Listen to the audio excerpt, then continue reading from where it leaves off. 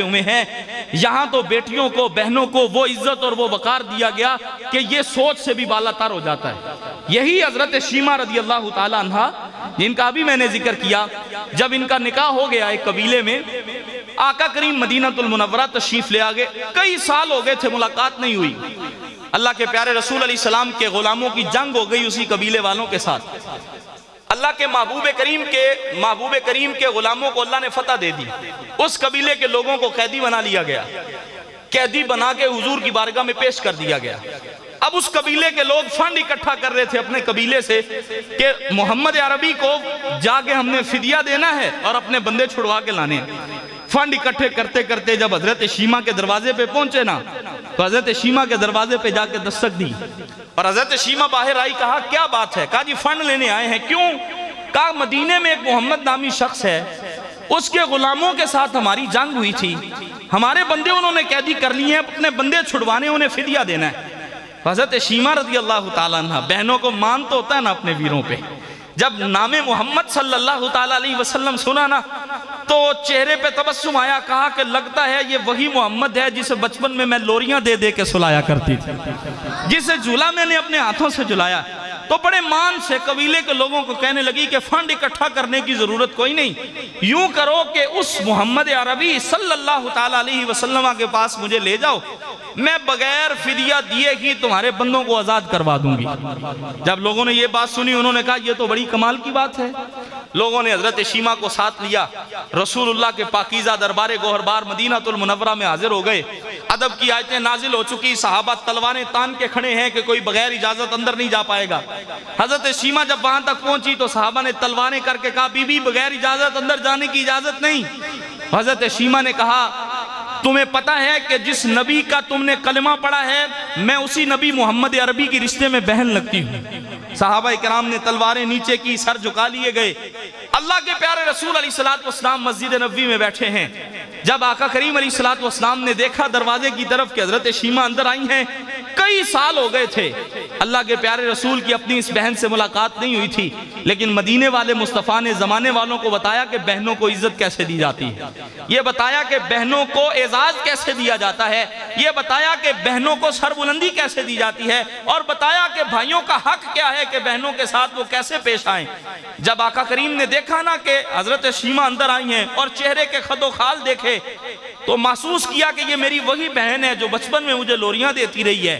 तो नबियों के सरदार हैं, रसूलों के सुल्तान हैं, अर्शों के राही हैं, ये फरिश्तों का सरदार भी उनके दर का नौकर बन के खड़ा होता है, और मस्जिद अक्सा में सारे नबी उनके इस्तिकबाल के लिए खड़े होते हैं। लेकिन मदीने वाले मुस्तफ़ा ने ज़माने वालों को बताया कि बहनों को इज्जत कैसे देनी है। हुजूर ने जब देखा, चेहरे के खदो खाल से मालूम हुआ कि मेरी ये बहन लगती है। वो नबी रहमत जिनके लिए सारी कायनात इस्तिकबाल के लिए खड़ी हो जाती है, वो मोहम्मद अरबी अपनी बहन के इस्तिकबाल के लिए खुद अपनी नशिस्त से खड़े हो गए थे। हुजूर ने खड़े होकर अपनी बहन का इस्तिकबाल फरमाया। हुजूर ने अपनी जगह पे बिठाया और फिर महबूब ने पूछा, फरमाया बहन कैसे आना हुआ?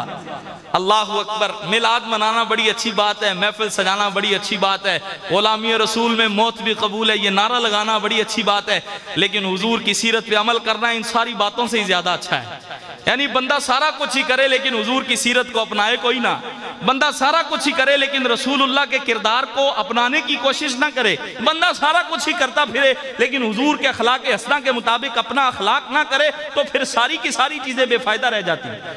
अल्लाह के प्यारे रसूल ने पूछा अपनी बहन से, फरमाया बहन कैसे आना हुआ? इन जुमलों को अपने दिलों की तख्तियों पे हमेशा के लिए नोट कर लीजिएगा। बहन बैठी है दरवाजे पे।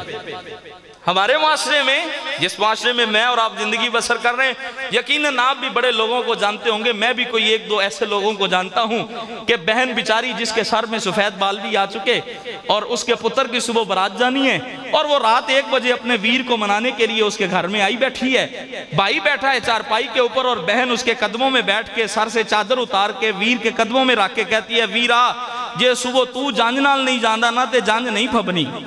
और फिर बहना भाई आगे से क्या कह रहा होता है, कहता तेनू नहीं पता, तेरे पुत्र ने सानू अखा कड़ियां सी, असी तेरे नाल कोई नहीं जाना।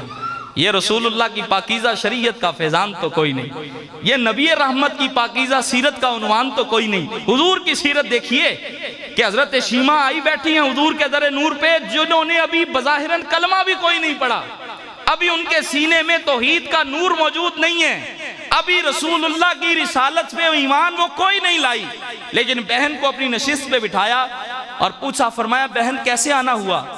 हजरत शीमा कहने लगी, ए मेरे वीर, आपके लोगों ने, आपके सहाबा ने मेरे कबीले के चंद लोगों को कैदी बनाया है, मैं उन्हें आज़ाद करवाने आई हूँ। महबूब करीम अलैहिस्सलातु वस्सलाम, ये जुमले दिलों में हमेशा रखिएगा।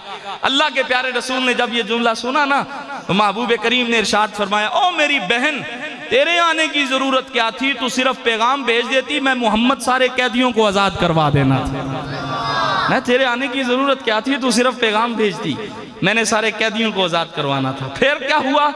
अल्लाह के प्यारे रसूल ने फौरी तौर पे सहाबा पे हुक्म नाफिज फरमाया, फरमाया सहाबा सारे कैदियों को आज़ाद कर दिया जाए।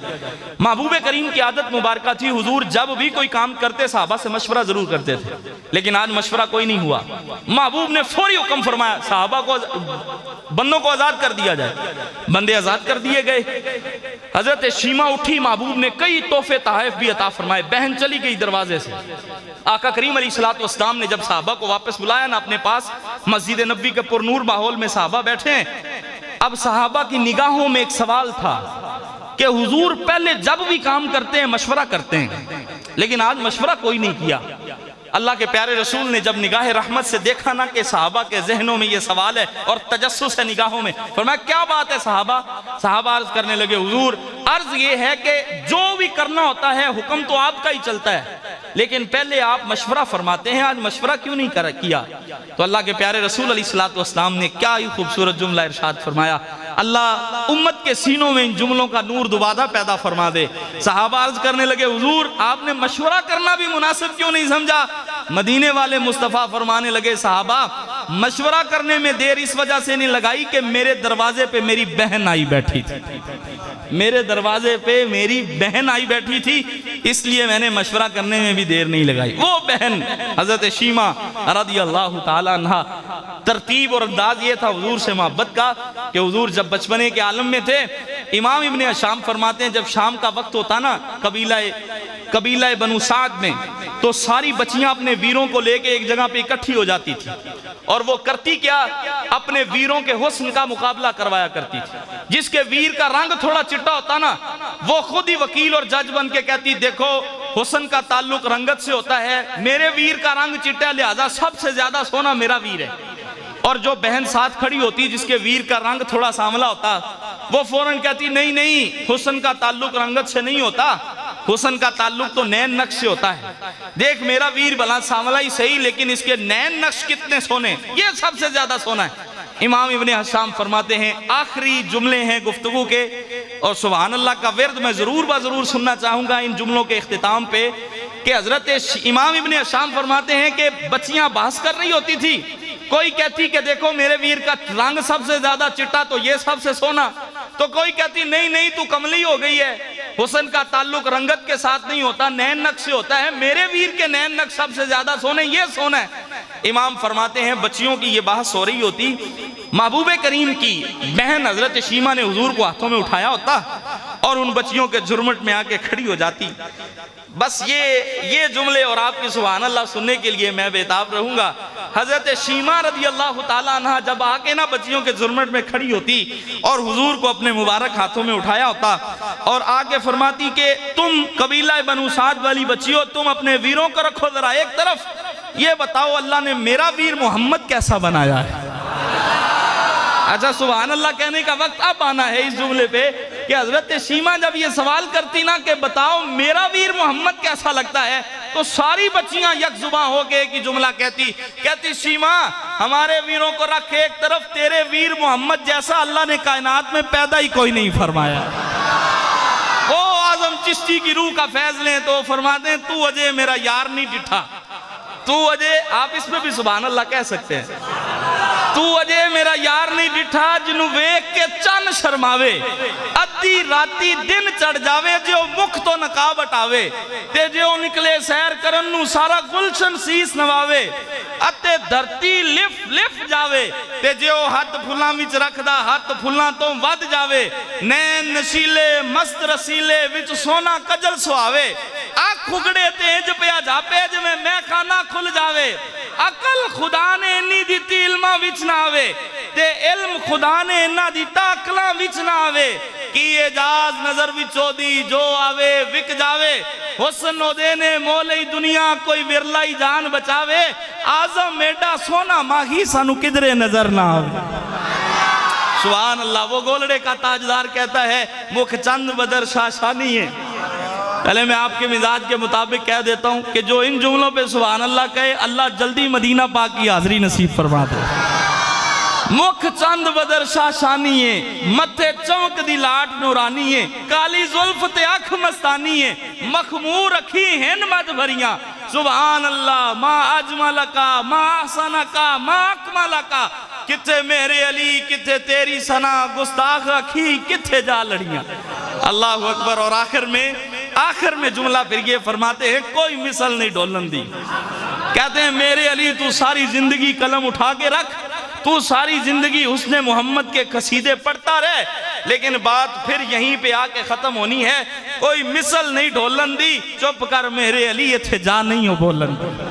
अल्लाह रब्बुल इज़्ज़त मेरी और आपकी हाज़री अपनी बारगाह समदियत में कबूल व मंजूर फरमाए, और अल्लाह करीम आप अहबाब के ज़ौक़ व शौक़ को हमेशा सलामत रखे। जिस मोहब्बत व अक़ीदत से हमारे क़िबला हज़रत अल्लामा मौलाना ग़ुलाम दस्तगीर साहिब, इनके मज़ीद इंतज़ामिया कमेटी के अफराद, इस महफ़िल की इंतज़ामिया कमेटी के मेंबरान, हमारे अब्दुल वहाब साहेब, दीगर अहबाब मोहब्बत और हमारे मोहम्मद रफ़ीक भाई जो कॉल करके बार बार कहते होते हैं मुफ्ती साहब मैंने पहचान लिया कि नहीं पहचाना, तो मैं भी फिर मोहब्बत से कह देता होता हूँ कि आप बता दें कि आप कौन बोल रहे हैं। तो फिर कहते होते हैं ओ मुफ्ती साहब वो फलाना जो आया सी ते मैं उदों भी थोड़े को टाइम लिया सी ते फिर मेहरबानी। लेकिन ये है कि आप लोगों की दिलों में जगह है, चूँकि आप लोग रसूलुल्लाह का पाकीज़ा ज़िक्र सुनने सुनाने वाले लोग हैं। हुजूर नबी रहमत की पाकीज़ा महफ़िलें सजाना यकीनन ख़ास लोगों का काम होता है। अल्लाह रब्बुल इज़्ज़त जिस मोहब्बत, जिस अक़ीदत और जिस वारफ़्तगी के आलम में आप अहबाब ने ज़िक्र रसूल की पाकीज़ा महफ़िल को सजाया, जिस अंदाज़ में आप यहाँ पे तशरीफ़ फरमा हैं, वैसे मैं राज़ी हो गया हूँ आपसे। सुभान अल्लाह जी। अच्छा, इस जुमले पे तो आप ज़्यादा सुभान अल्लाह कह सकते हैं क्योंकि आपकी बात हो रही है कि मैं आपसे राज़ी हो गया हूँ। और मैं, हमारी जो ड्राइवर हैं हमारे साथ, हमारे बुज़ुर्ग, मैं उनकी तरफ देख रहा हूँ कि वो वाकई जाते हुए कहेंगे भी मुफ्ती साहब तुसी सच किया सी भी रस्ता तो भमे है जंगल वाला ये, लेकिन बंदे अगे वो एवें ने जिमें फल मिठा होता है। अल्लाह आपको सलामत रखे, इस मस्जिद को अल्लाह मरकज़ इल्म व हिकमत बना दे। अगर आखिर में आप इजाज़त दें तो एक बात ज़रूर अर्ज़ करूँगा, वो ये है, एक क्लास लगी हुई थी, अहबाब तशरीफ़ फरमा थे, यानी स्कूल में बच्चे बैठे हुए थे, पेंट कोट उन्होंने पहने हुए थे, टाइयाँ लगी हुई थी, तो उस्ताद भी क्लीन शेव था, पेंट कोट उसने भी बड़ा सोना पहना हुआ था, और बाबू बना हुआ था, यानी हमारे मुआशरे की बोली में बाबू, वो बना हुआ था और वो खड़ा था। तो वो उस्ताद अपने बच्चों के अंदर कॉन्फिडेंस पैदा करने के लिए पूछता है बे पुत्र तू बड़ा होके की बनेगा। तो उसने फिर आपने पीरियड के आखिर में 10 मिनट बचा के तो उसने एक बच्चे को खड़ा किया, कहा कि बेटा तुम बड़े होके क्या बनोगे। वो बच्चा खड़ा हुआ, कहा सर मैं बड़ा होकर जनरल बनूंगा। कहा ठीक है बैठ जाइए। दूसरे बच्चे को खड़ा किया, बेटा तुम बड़े होके क्या बनोगे। वो कहने लगा सर अब्बा जी का अच्छा खासा बिजनेस है, मैं बड़ा होकर बिजनेस संभालूंगा। तीसरे बच्चे को तरतीब बार खड़ा किया, बेटा तुम बड़े होके क्या बनोगे। वो बच्चा खड़ा होके कहने लगा सर मैं बैंक मैनेजर बनने की चाहत रखता हूँ। पीछे बच्चा बैठा था उसे खड़ा किया गया, बेटा तुम बड़े होके क्या बनने की चाहत रखते हो। कहा कि सर मैं इंजीनियर बनूंगा, सिविल इंजीनियर। उसे कहा चले आप बैठिए। एक बच्चे को खड़ा किया, उसने कहा सर मुझे जहाज उड़ाने का बड़ा शौक है, मैं बड़ा होकर पायलट बनूंगा। आखिर में जो सबसे आखिर में एक बच्चा बैठा था, गोलू मोलू सा, पेंट कोट उसने भी पहना है और टाई उसने भी लगाई है, लेकिन बैठा सबसे आखिर में है, नफीसुत्तबा शरीफ सा सर झुका के। उसे सर ने कहा ओ बेटा तू भी खड़ा हो। खड़ा हुआ, कहा बेटा तुम बताओ कि तुम बड़े हो के क्या बनोगे। उस बच्चे का लहजा जरा धीमा था, ज्यादा ऊंची तो वो ना बोल सका और वो शर्मा भी रहा था, लेकिन उसने सर झुकाए हुए, निगाहें पलकें झुकी हुई और धीमे से लहजे में कहा, सर मैं बड़ा होके सहाबी रसूल बनूंगा। हुजूर मैं बड़ा होके सहाबी रसूल बनूंगा। पूरी क्लास में सख्ता तारी हो गया, सारी क्लास खामोश, बच्चे भी उसके चेहरे की तरफ, उस्ताद और टीचर भी उसकी चेहरे की तरफ कि ये बात कहाँ से कर गया। तो टीचर ने कहा, उससे कहा बेटा जानते हो सहाबी रसूल किसे कहते हैं? वो बच्चा कहने लगा कि नहीं सर मैं जानता तो नहीं सहाबी रसूल किसे कहते हैं और कैसे बनते। उसने कहा फिर ये तेरे दिल के अंदर चाहत और उमंग कैसे जागी कि तू बड़ा होकर सहाबी रसूल बनेगा?